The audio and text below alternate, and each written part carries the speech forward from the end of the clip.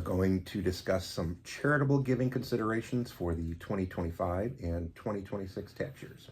Absolutely. So there are definitely going to be a few changes in the charitable giving space that our clients should be aware of as they plan their charitable giving over the next few tax years. So Ryan, what are the main items our clients need to consider in the charitable giving space? Sure. So the first item I'd like to bring to light is that effective for tax year 2026 and moving forward, there's going to be what's considered an AGI floor of 0.5% imposed for itemizing taxpayers.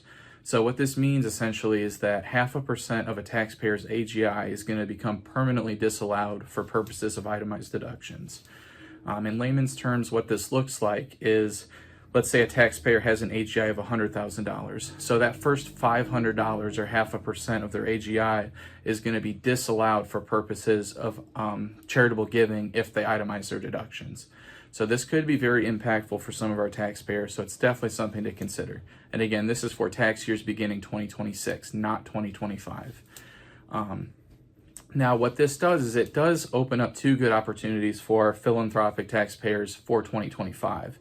First option is going to be for taxpayers to use what's called a donor advised fund, or DAF. And if they contribute to that fund for tax year 2025, this is going to allow taxpayers to front load that deduction to 2025 rather than taking that 0.5% haircut off their contributions. This also is going to allow taxpayers the standard flexibility of a donor advised fund to choose that allocation of their donations down the road as they see fit. Maybe they're not sure who to donate to now, but they have that extra, $50,000 or $100,000 they're willing to, be charitable with, that they have that flexibility down the road. So that's what a donor advised fund really comes in handy for. The second option for our taxpayers age 70 and a half or older is going to be to use a qualified charitable distribution for 2025, which is a direct transfer of funds from your IRA to a qualified charity. And again, this is for our taxpayers age 70 and a half at the time of the distribution. And moving forward too, this is a good opportunity for our clients age 70 and a half, because ultimately it's going to allow them to avoid taking that 0.5% haircut while still fulfilling their charitable aspirations. Good ideas. I think there is one more substantial change for the upper bracket taxpayer. For sure, Ed. So another change under the new law is going to be a cap of the charitable itemized deduction value for high income earners.